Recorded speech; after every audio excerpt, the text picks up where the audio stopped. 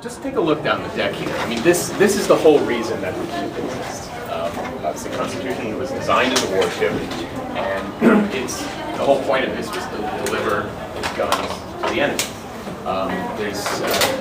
These cannons in period terms would have been called 24-pounders, meaning they fire a 24-pound shot.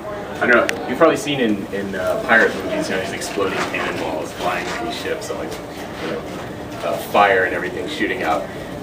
That's not what these fired. They fired either solid shot or something called canister or grape shot, which is basically like a giant shotgun blast at close range against personnel. But you can imagine the damage that this would do nevertheless. I mean, imagine this solid iron ball hitting the side of the ship at 800 feet per second. If it doesn't punch right through that wood, it's going to create a shock wave that loosens timbers, blows splinters off. So it was very deadly technology. And that's something else to remember. We look at this and we think, oh, isn't this quaint? These old cannons, this old wooden ship. But remember, this is the height of technology in the late 18th century. So for them, this was the best that there was. And obviously, Constitution's record spoke for itself when it came to actual combat. One thing to notice about these. Does anybody know what this is? It's the king's marking. Right. This is a bit of a George's friend. Yeah, exactly. GR with the crown, and then the broad arrow here, which signifies that this was crown property, British property. The problem is, Constitution never carried British guns. This is a mistake made in the restoration in the 1920s. They actually copied these guns from a British siege gun that was left over on Cambridge Common outside of Harvard after the Revolutionary War. So during the War of 1812 and for most of her history, the Constitution carried American-made guns. So that's just, forget you see that. But otherwise, the general proportions of these guns are correct. They weigh, about as much as a Ford Explorer, if you can believe that. And you've got a lot of them here. So a gun like this required between 7 and 14 men to operate it. You would have loaders and spongers standing here, trained tacklemen to pull the gun in and out. You'd have 2 gun captains who would stand here who would sort of be in command of the piece. They would make sure it was being loaded properly, and they'd be the ones to aim and fire the gun. Now, the sequence was fairly simple, but they were very careful to train as rapidly and as carefully as they could, because a gun like this can do as much damage to your own crew as it can to the enemy. We read about men having their feet run over by the gun carriages. When these get hot and they start to recoil, they almost leap off the deck and come crashing back. So you had to make sure you knew where you were at all times and what point in that sequence you were in. Now they're muzzle loading. So to load one of these, they would take a powder cartridge, 6 to 8 pounds of gunpowder, black powder we call it today, large grain powder, that was put into a flannel bag.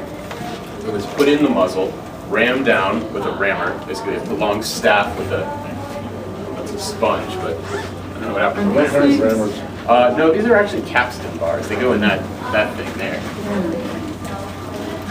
But same idea, a long staff with a head pushes the powder all the way into the breech. They follow that by a wad, which in this case was a piece of pieces of old rope that were kind of squished together to form a dense cheese, actually they called them sometimes. That was slightly larger than the bore, so that would hold the powder in there tightly. Then you would take that ball, the cannonball, that would be put down the barrel. Then you put another wad on top of the ball. What do you think they would do that? Keep the ball. Yeah, exactly. Remember, the ship at sea is going to be going like that. It'd be very embarrassing for your cannonball to go out the end of the barrel before you fire.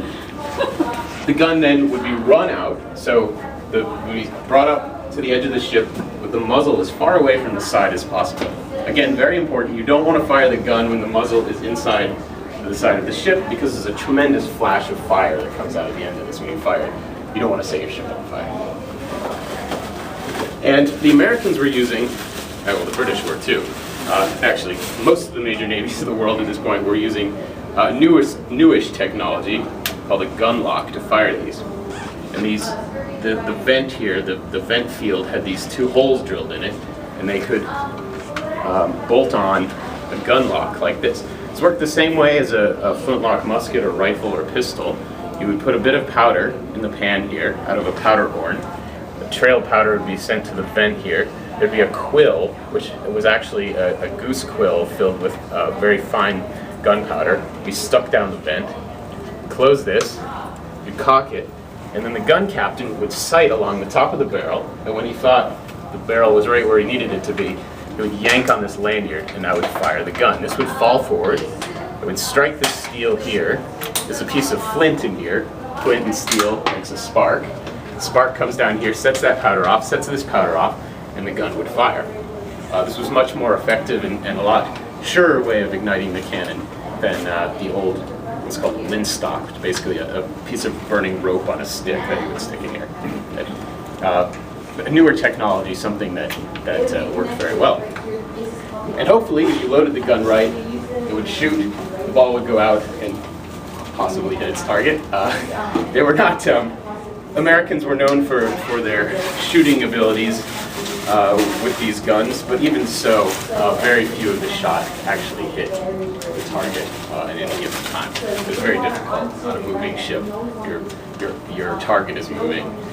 All these things, and then of course once you start firing in these battles, this tremendous amount of smoke starts rolling up out of this. This isn't smokeless powder like we use today. It's just this very dense sulfurous cloud, and if you were downwind from your enemy, all his smoke as well as your smoke is going to be rolling back over your decks. So after a few broadsides, you couldn't see very well, or your target for that matter. So, any questions about these guns? How long would it take to shoot? About 3 minutes was a good, from beginning to end. Yeah, about 3 minutes. Some crews can do it faster. A lot of crews took longer, and then your rate of fire also would tail off as your crew started to get tired during an engagement.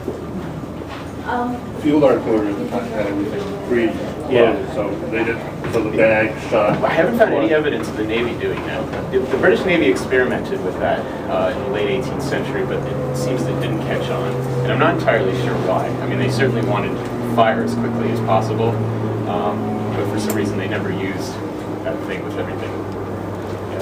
So it would take 3 minutes to load this? I know, I do field artillery. Oh yeah? Royal Artillery. Oh, okay. And Royal Artillery could fire 5-6 rounds per minute. Yeah. Is it just the weight of the gun? Yeah, the weight of the gun, I think, is the big thing. I mean, even with 14 guys hauling on this, you're looking at something that weighs 5,000 pounds or so. So, yeah, it's not easy. Did they wear earplugs? No. There's a lot of sailors actually complained of deafness later on. One fellow who was in the Battle of Lake Erie said he couldn't hear for almost a year after the battle because of the concussion of the guns. I mean, you heard how loud that thing was.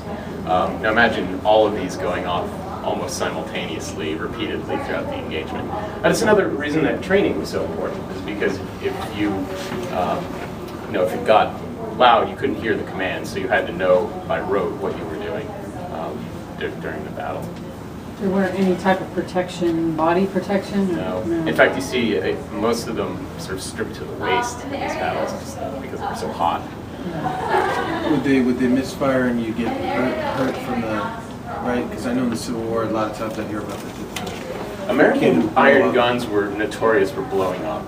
Yeah. So if the gun got too hot, there was a casting flaw in them. The breech often would blow up. I mean, this didn't happen all the time, but it did happen occasionally. So real dangerous. Yeah. Looks like each of the guns has a special name. Yeah. Would there be a crew that would have that gun for the entire voyage?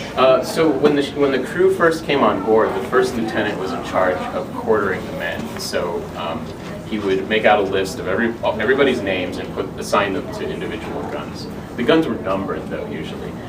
These names, we don't know the names of the guns that the crew gave for the guns on Constitution. We know that on board the USS President, for example, all the guns were named after patriots and generals of the Revolution. So, these are fairly typical names, I think, of what you would have seen. We don't know exactly what they were called here on board Constitution. Any other questions? cannon that went off this morning. Yeah. One of Dave's. If you look all the way forward there, the gun on the left side here, the larboard side, all the way forward, it's basically one of these that they cut the breech off of and inserted a modern field artillery piece into. So they're just firing blanks out of that breech loading howitzer sort of thing that you would see today. These are just reproductive. Could not actually fire. No, Margarita was looking into having these sleeves, meaning they put an iron tube into the center of them to strengthen the barrels and see if they could actually fire them with black powder, probably not a ball, but just a blank black powder charge. And I guess it was way too expensive to have it done. So these were cast in the 1920s, and I mean they're in fairly good condition, but I would try firing. Besides, they're aiming at the museum. Yeah, that's a good point. Maybe that's why she wanted to. It's my office. No broadsides there. How are we doing on time? We're doing all right, but we should probably start Okay, yeah, moving why down don't to the we next. mosey down to the next deck? We're going to go down to the vert deck.